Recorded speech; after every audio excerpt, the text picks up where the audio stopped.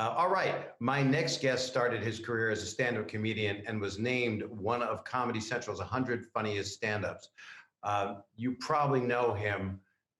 First thing, he's a real genuine friend of mine. We started together. I love him. You all do. You know him from big movies, but I did a movie with him where I directed him in a movie called Benjamin. And I said, hey, Kevin, could you stand over? He says, I've done 80 movies. He just kept saying, I've done 80 movies, which means don't tell me where to stand and just he's just a brilliant actor. You know him from The Usual Suspects and A Few Good Men, the movie. And he's currently one of the stars of one of my favorite shows on the earth, the Emmy-winning Marvelous Mrs. Maisel. Please welcome my friend, Kevin Pollak. Please be seated. Thank you, everybody. How are you? Kicking life square in the nuts so far. You know, it's a day-by-day thing. Yeah. You're controlling all the valves and moving parts here, or the producers are? The producers are. And, okay. And it just switched to Zoom, which is not one of our sponsors. So am I. So you look good. You look really good. Thank you. It would mean so much more if you hadn't said it to every person prior to this. No, I didn't say that we were friends, and they told me I've done 80 movies. No, that I yelled, I've done 80 movies. That was also very helpful to me. To have my efforts to help you thrown back in my face. It's fine. Never. I will always be here for you. Can I give thanks to my better half? And she got this from Colin Hanks, who has a handkerchief company, Hanks Kerchief. You should check that out. But he showed people, I think, on his Instagram account how to take a regular handkerchief and get these hair ties on the end, right? And then you do this kind of thing, so you don't have to use valuable actual face masks that the doctors need. You see what I'm saying? Brilliant. It's brilliant. He gets all the credit. Also, I'm wearing 2 condoms right now. Is that okay? Are they on your penis? Is what I'm saying. Okay. Question for you. I've known you forever. You are an amazing, I don't want to call you an impressionist. You become people. Because I don't paint? Yes. Now, here's a question for you. And I want you to go into some of your characters because you're so funny. And I'm asking you as a favor. Are we taking calls? Yeah, they're coming in now. Yeah, we're going to check the tote in a minute. And every time we see Anthony Fauci standing next to the president, we worry about Anthony Fauci. We want him to be well. If anything, God forbid, it's not going to happen. But if anything ever did possibly happen, who would you pick? This is a nice question, isn't it? Who would you pick to replace Tony Fauci, Kevin? First of all, let me just say it baffles my mind that you've never hosted a talk show before with that kind of a setup and flawless segue. I mean, it really was mouthwatering. Thank you. Fauci is, I feel like Fauci could absolutely run for president and win on a slam dunk, because every time the president steps up and says, we're going to be fine, everything's great, we got the best virus, Fauci steps in and talks the straight truth, and it's just kind of beautiful seconds later to go, no, let's stop with the shutting. We're going to come back by Easter. Can we stop with the I want to be in church? It's great. And also the Italian swagger a little bit. And he's 78. It's kind of beautiful. Regardless of what side of the aisle you happen to squat in. I'm hoping that Fauci is around till the end of time. Yes. But I think the premise of your question in this bit was, what if something happened to him? I think so. Okay. There was a question in there, and you kind of added it into the end. You made the question for me. Thank you. Sure. Who would you want to replace him? I felt ultimately the setup would be funnier than the payoff, so I just thought I would reiterate the setup. I didn't write the setup. Right, and I'm supposed to pay it off. Well, I think the idea was that Christopher Walken could step in at a moment's notice. Excuse me, Mr. Small Hands, your presidentness. Let me take it from here. These are all good questions that you have. Basically, the answer is, stay inside, you dumb fucks. What are you doing? Go back indoors, close the door, lock it. You won't have to wash your hands unless you do. But stay inside. That's it. Everybody wins. Stop pretending you have a life outside your home. You don't. Something like that. Chris, where are you staying? Where are you in isolation? I'm in the kitchen most of the time, Robert. Thanks for asking. I enjoy cooking. I like a nice chicken. I like to make the chicken dance. I'm a hoofer at heart. I kick it old school. Then I like to yell at the chicken, dance, chicken, dance. Yeah. All right, here's my next panel question. Sure. I know that you worked with Martin Scorsese, which I did. must have been super cool, right? It was amazing, but between us, my favorite part was De Niro and Pesci and Sharon Stone.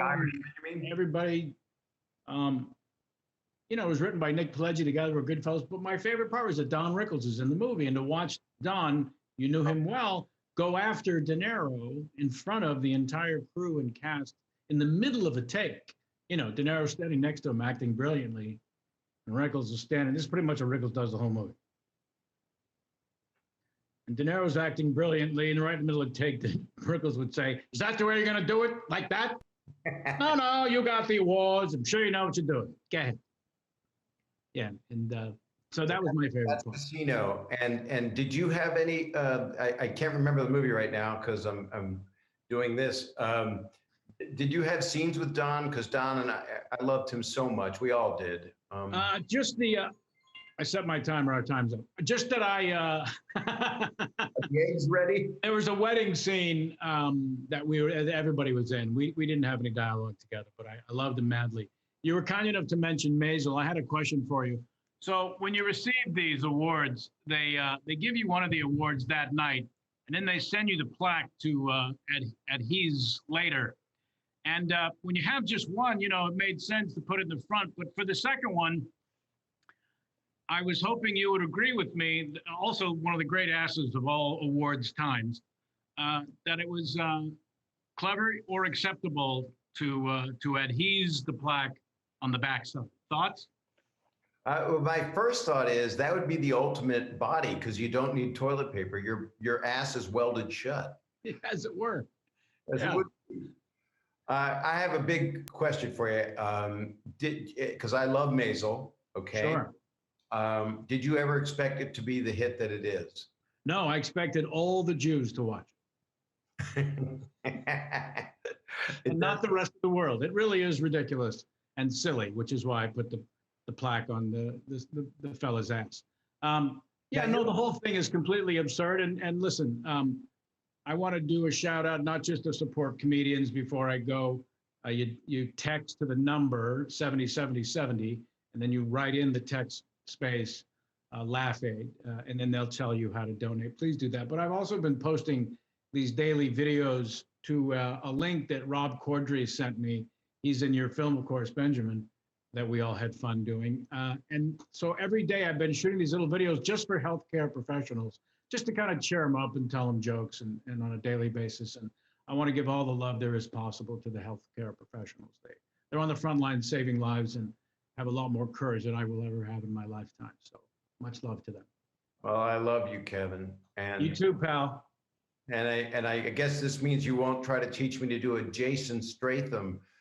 Jason Statham, the British bullet head. Well, I think I was supposed to do the Casino Scorsese thing was leading to my review of The Irishman. I enjoyed the film. Part of me feels like it's still watching it. Pack a lunch. It's a long picture. Watching De Niro, Pesci, and Pacino. At some point, I felt like I was watching three old guys who couldn't find their keys. I can't find my keys. Where are they? They must be here somewhere. I had them on me before. I don't know. It's the Chrysler. McConaughey said, "Get the Lincoln." I got the Chrysler. This fucking guy with the fucking keys, Bob, something. That's the bit. And what about Jason Statham? What about Jason Statham? Teach me how to do an impression of him. Okay, yeah, sure, I can do that. I will say, though, the pandemic is reminding me that I had an uncle who was a faith healer. There's a lot of talk about people relying on faith healers. As a Jewish faith healer, of course, he did things a little differently. He would heal people by comparing his illnesses to theirs. You have a sprained ankle. I see. Well, I have a growth on my colon the size of your face. How do you feel now, Mr. Ankle? So Jason Statham, I had a book out a few years ago, like yourself. I chose a different title than yours. It felt right. Mine's called How I Slept My Way to the Middle.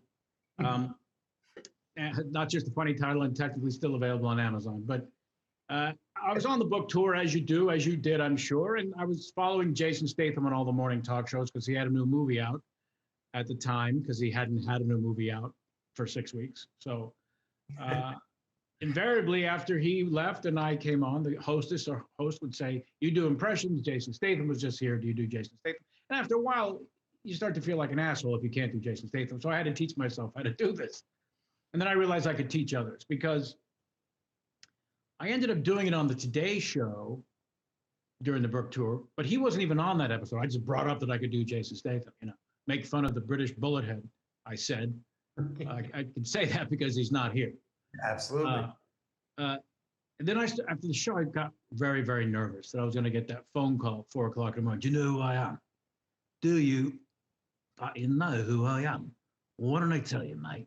I'm the bloke from about your little fucking high. Do you know what I mean? Do you fucking know what I mean? So he says 6 words, I realize, faster than any human being on the planet. The 6 words are, do you know what I mean? Which he says as, do you mean? If I put you in that chair, you'd be dead in 30 seconds. Do you mean? Did you say chow mein? It's not like you said chow mein. I heard chow mein. I got the chair part, but you lost me at the end. You just say the name Joe and the word mean, and you've turned 6 words into 2 syllables, and you got your Jason Statham. Joe mean. So when you're having your Passovers on Zoom and your Easters on Zoom, and you've hidden the eggs, by the way, hid the afikoman behind you. I need $1. We could whip out, as it were, your Jason Statham, or whatever you call it, and you're welcome. Much love to you, Bob, and all the comedians out there who could greatly benefit, had their lives ripped out from under them. Believe me, I'm supposed to go back to work in June on season 4 of Maisel. And, if it takes a year to go back to work, I, too, am going to have a telethon in your front yard, Bob, because if I had your money, I'd set mine on fire. We put it in a moat. Yes, please. I'll swim through. I love you, Kevin. Okay, you too, pal. Keep up the great work. Be well.